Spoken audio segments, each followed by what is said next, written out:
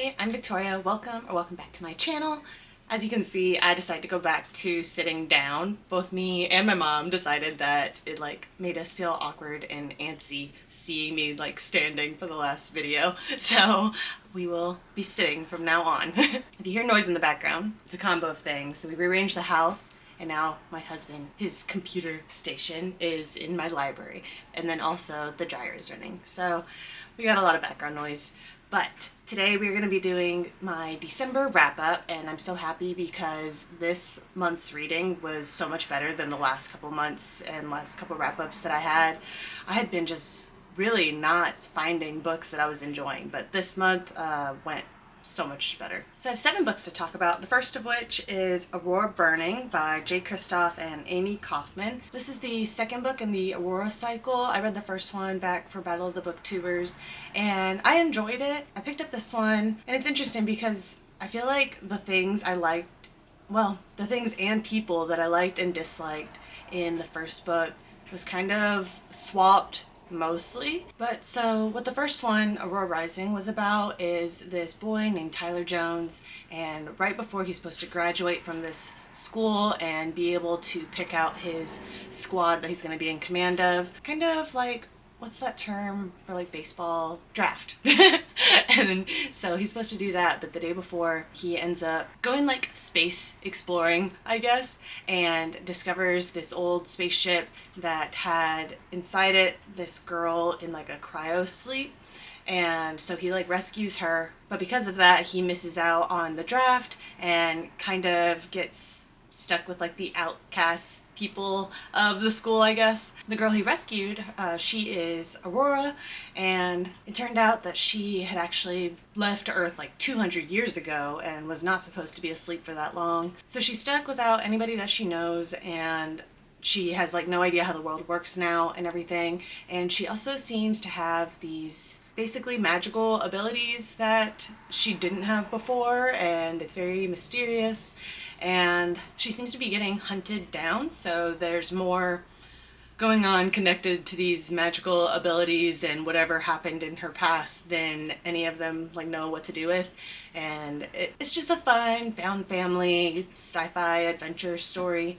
And with the first book, I felt like the plotline was interesting and a couple of the main characters I really liked, but there was also a couple that I found kind of annoying. And then in the second book, I would say there's only one character that I found annoying, and that would be Aurora herself. She had some character development, but I was still just not liking her character. However, I found Tyler, while I liked him before, I liked him even more this time around, and there was also some new characters introduced that I liked as well. Sadly, Cal, I think his name is, who I really liked in the first book, the second one, I don't know if he just had less agency and stuff, but I found him a little bit more boring compared to the first one. I might pick up the third book, but I had owned the first 2 books and I now have them set aside to take to a used bookstore or something, because even if I enjoy the third book, I don't picture this series being one that I feel the need to own anymore. I really think Aurora is the weakest link of this series, and that kind of sucks considering basically everything is centered around her. You get to know the other characters and stuff, but the plot revolves around her existing, you know? On to book 2, that is Thief of Night by Holly Black. This is the second book in her Charlatan duology, the first one being the Book of Night. So I really love this book. I talked about in the past how with the first book I had been nervous to try it because I had heard so much negativity about Holly Black's debut adult fantasy, and so I just hadn't tried it out, even though I love the Cruel Prince series and everything.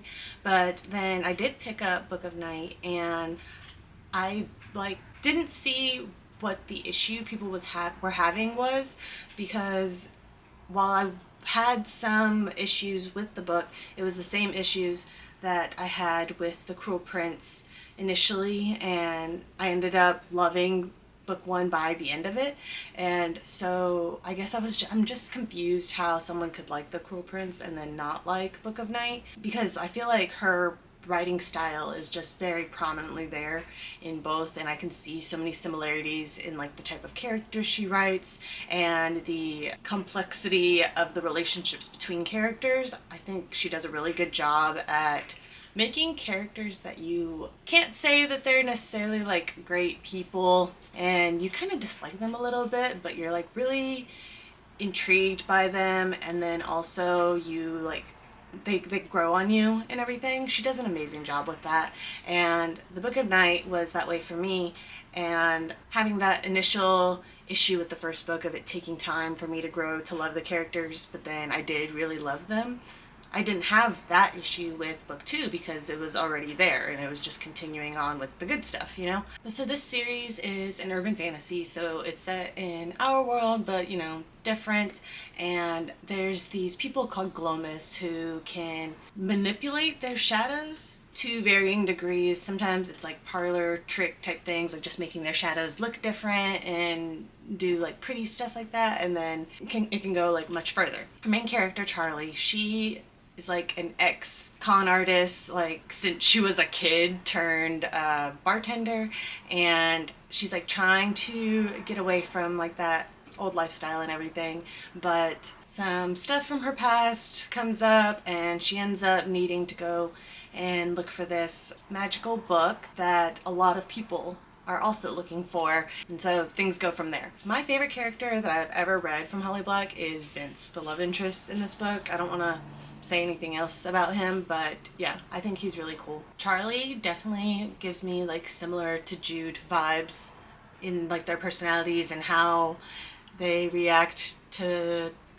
having like their emotions and their feelings and just things going on in their life, trying to protect people they love. I was very sad when I finished this book and put it into Storygraph and saw where it said that it was book two of the Charlatan duology, and I was like, oh no, there's only 2 books here.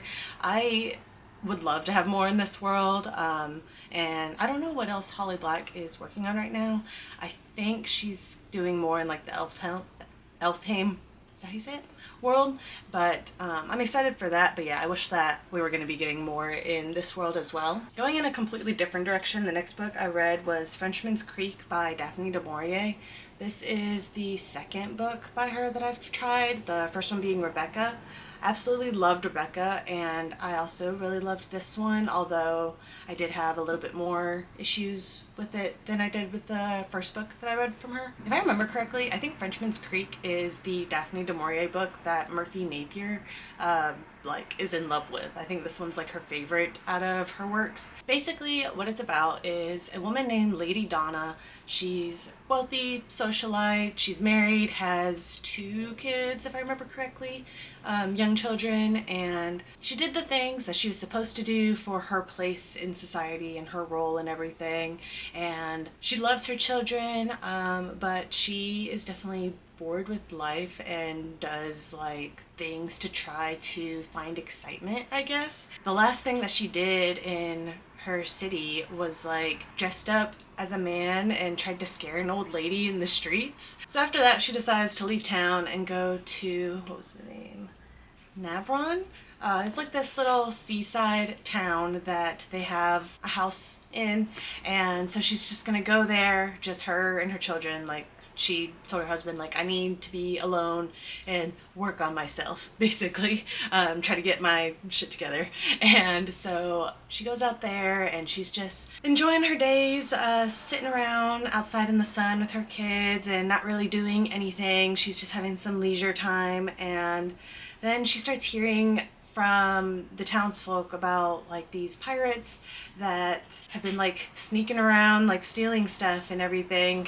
And so like the town is not happy with it. Her peers, you know, like the other rich people and stuff, are really freaking out. And she writes these like letters to her husband, and they're just so kind of sarcastic, I guess. And he is very passive, but he also seems like he kind of doesn't understand her in some ways, but then also does understand her in other ways. And she just writes these like sarcastic letters, just being like, yeah, I'm gonna go and take down these pirates for you and keep the town safe and everything. And like, we never get a response from him, so I don't know, but like just the fact that she's just like da da da da, and like nothing comes from it. I find that really funny. But then one day she finds this ship in a creek on her property and realizes that the pirates that everyone has been looking for have been hiding on her property this whole time for like the last month. And it's adventure from there. So I have two very contrasting feelings about this book because I don't like that she goes into this like romance with this pirate while she's like married and everything. Not a fan of that for like it being a character that like I want to root for and everything. But the book, like its strongest thing was that it shows like that restless feeling and like needing more out of life and searching for adventure and feeling like you're just kind of going day to day doing your role and there's nothing to life. Like I the Daphne du Maurier captures like that feeling so amazingly. It's crazy to me. So when I read this book, I don't love the main character, but I love the book and the author's way of writing so much that it like I feel like even more than makes up for it. I don't know. So I definitely think I am going to be buying a copy of this book. This is the first classic I've read that has left me with like such mixed feelings like that. I don't know what to think about it. And I did like the ending of this book, the direction that the author chose to go, even though it did make me kind of sad, but also like, yes, that's right. Like that's how like it should end. I don't know, like there was just a lot to think about with this book, and so I definitely recommend it as long as you know you can see the book for like more than just that one issue that I had, because I know some people don't like that at all in their books, because I think Daphne du Maurier does like a really good job at capturing like human emotion. But the next book that I read is Blood Trial by Kelly St. Clair. This is the first book in the Supernatural Battle Vampire Towers series. It's an interesting series name. So this is an urban fantasy, and when I started reading it, initially I thought it was like just a straight urban fantasy with like romance subplot, and so I thought it would be something I would get into. I like the writing style. So what this is about is our main character, I think her name was Basilia. I think she goes by Bazzy. She's like this 21-year-old rich heiress, and she is like kind of gotten fed up with just how the people in her social circle are, and has decided like this isn't for me. I am gonna run away from home and go live like a normal person, you know? And so she runs away to her best friend's house, and after a little bit applies to this company that's like it's basically her only chance of finding a decent income job with her complete life experience.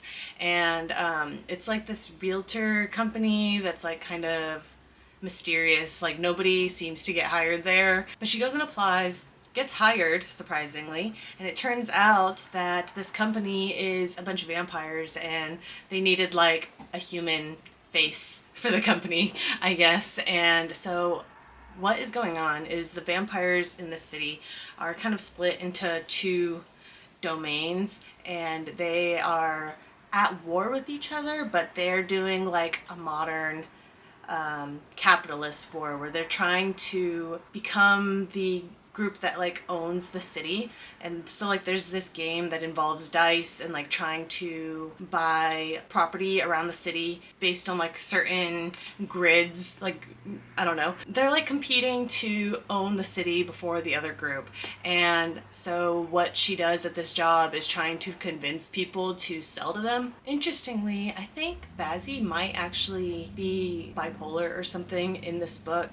We're not given like an official statement like that, but there's definitely some hints at least some type of disorder where she's like worried that like certain things are her just imagining things, and then other times, like I think one time someone bumped into her and so coffee got spilled on her. No, she bumped into someone and so coffee got spilled on her, and then she like flipped out, like full on screaming at them and everything. And the way it was portrayed didn't come off like snobby rich girl. It came off like that level of anger is not normal. Like, so I think there's something going on there.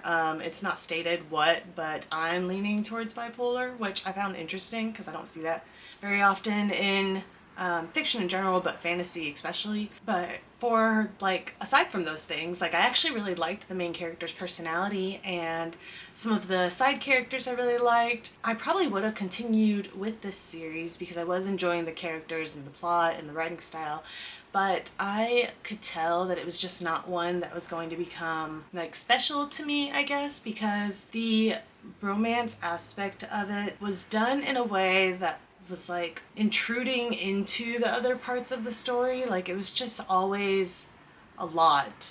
And to me, it was like the weakest part of the story. But yeah, so with the issues I had with the romance, and also it was like a pretty quick read, but like it's only a trilogy. I just don't see myself falling deep enough into this world to feel the need to continue on.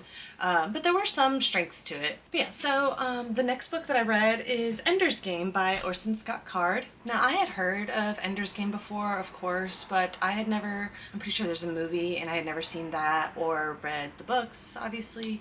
And I finally got around to picking up the first book, and I had a really good time with this. So this story follows Ender, and in this version of Earth, I guess when kids are maybe born or maybe at one, I'm not sure, they put this like implant that allows, like the government or something puts this implant that allows them to sense what the person is sensing, like see it and hear it and everything. And what they're looking for is like prime candidates for this school, and most people don't make it, and then they get theirs removed when they're like preschool age. Well, Ender is like 6 years old and he gets his taken out, so he thinks that he isn't chosen for the school, but some stuff happens and he ends up going to this like space military school. And so Ender's Game is about his experience at this school and the like war game that is really prevalent in it. And it was a lot of fun to read. It kind of reminded me of just the school and game setup of like Red Rising, but like different as well. Like we're following children. I think it's like if you took Red Rising and like Lord of the Flies maybe and kind of put that together, that might be kind of like what would create Ender's Game, I guess. I don't know. I like the main character's personality, and I also liked his siblings. Like, we don't see them too much, but we do a little bit. And all three of the children from this family are super smart. They're like, I can't remember if they were like lab created or not, but they're like abnormal intelligence level. And so it makes it for like some really fascinating dynamics when you have like 6 to 12-year-olds doing some crazy stuff. But yeah, I had a really good time. The end point of this first book, I don't know if I'm going to be as interested in what I'm expecting to happen in the future books, but I'm at least willing to pick up the second one. And I'm also interested in, there's like a companion series that is set up like how Ender's Game is, with the whole school and everything, following a different character that we meet. I'm drawing a blank on what it's called, but I'm really excited for that one as well. But the next book that I read is Clarice the Brave by Lisa McMann. This is a children's book. It might be technically middle grade, I'm not sure. But something I found interesting about this one is that the reviews on it weren't awful, but they weren't great. And at some of the lower rated reviews that I saw, it seemed like one of the big things that people had an issue with was the fact that it has some like dark stuff talked about in it. But as someone who like thinks it was a good thing that I read A Child Called It when I was like 12 years old, I personally am of the belief that like kids both want and like need to like at age appropriate levels learn about like some of the darker aspects of life and everything. So that kind of thing doesn't immediately turn me away from it. Obviously, you know, there's certain levels to that. I feel like a lot of people think kids like just can't handle being exposed to anything that isn't like purely happy, I guess. And I don't agree with that. But so this book follows this mouse Clarice. Her and her family live on this ship. And one of the things that people had an issue with that I remember seeing commented about was that at the beginning of the book, she's like, yeah, I used to have this sister, but she got eaten by one of the cats on board. And shortly into the book, there is a mutiny on the ship, and so the humans on board kind of get like separated in half. And after some things happening, Clarice gets separated from her brother. And so like one is on the main ship and one is like on the little ship that is going off on its own to try to find somewhere safe to land, I guess.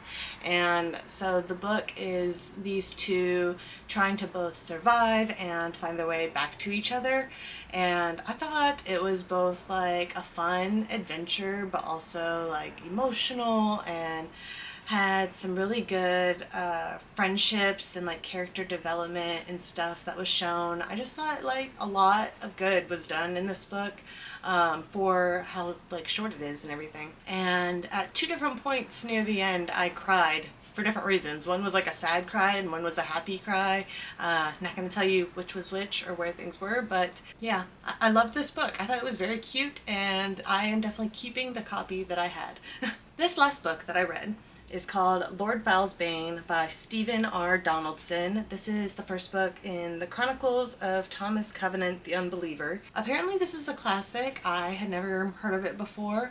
This is last month's book club pick with my friends, and it was not the worst book I've read, but I'm not a fan. So this is about Thomas Covenant. He is a recently separated or divorced, I don't remember, man, and this is because he is a leper. I don't remember if it says how he came to be a leper or not, but he has grown to become very pessimistic about life and just miserable and everything, and then he gets hit by a truck and goes to another world. I did not know that Truck-kun was this old of a trope. That when I first read that, it just like blew my mind. Like I was not expecting to see that. But yeah, so he gets hit by a truck, goes to another world, wakes up, and Lord Val, this like evil dude, is like, hey, in 7 times 7 years, I'm going to like take over the world and stuff, so go warn the people so that way they can like try to fight against me, I guess. Like, it doesn't make sense to me. There was also this like dude, maybe a rat dude, I'm remembering like things kind of shakily, but there was like this staff, and now he has to like tell the humans so that way they can like try to get the staff, because if the dude keeps it, then like that really is gonna extremely tank the humans' chances of surviving through all this and like not being taken over by this evil Lord Val. So he's going on this adventure, but he also thinks he's dreaming, and he has like missing fingers from leprosy, and he also has his old wedding band, and people see these two things and like, whoa, you're sent from Kevin, this like god dude from before. Not god, but he's like a very big figure in their history and religion and everything, and so they think he's supposed to save them. Also, why Kevin? I think some of these things had to be like comedic purposes, like getting hit by the truck and the dude that everyone like worships is named Kevin, and I'm just like, oh my goodness. Yeah, so he has to go and like warn these people, and there was a lot of journeying in this book. It's kind of boring, honestly. I would say pretty much nothing happens until like 80% into the book, and the ending annoyed me. Also, at like chapter 7, he like rapes this teenager, and looking into this book is really interesting because apparently it was actually considered a very feminist book in the time period, because I don't know too much about like the history of feminism and like the waves and everything, but basically from what I understood from reading things and also what my friend was telling me from what he read is it sounds like, you know, with modern feminism, I think is considered technically like third wave feminism. It's about like the woman's experience, like and all of that. But I guess like second wave feminism was more about teaching like empathy to people who weren't in that experience. I guess at the time period, with this being second wave feminism, this book was considered a feminist story because of where, like, how his mind goes afterwards and like his guilt and stuff later. And so like on like an academic level, I can appreciate that that might have had that impact at the time. So like that's great, but you know, it just doesn't hold up. That's not the kind of feminism we have today. Yeah, I feel like that's the kind of book and like way of depicting something like that maybe in a classroom discussing like the history of waves of feminism and stuff that you might show or have like them read and stuff, but like all I can say is it doesn't hold up. Like it doesn't. Not only do you have the boring aspects of the book, but then you have this and like no. So I don't recommend this book, but I do find the historical context aspect of it interesting. That's as nice as I can get, I guess. There was a really nice giant in this book that I really liked. That was the best part of the book. Well, so if you made it this far into the video, leave a fire emoji in the comments for what I wish had happened to Thomas Covenant after what he did. Thank you guys so much for watching. Have a great day. Bye!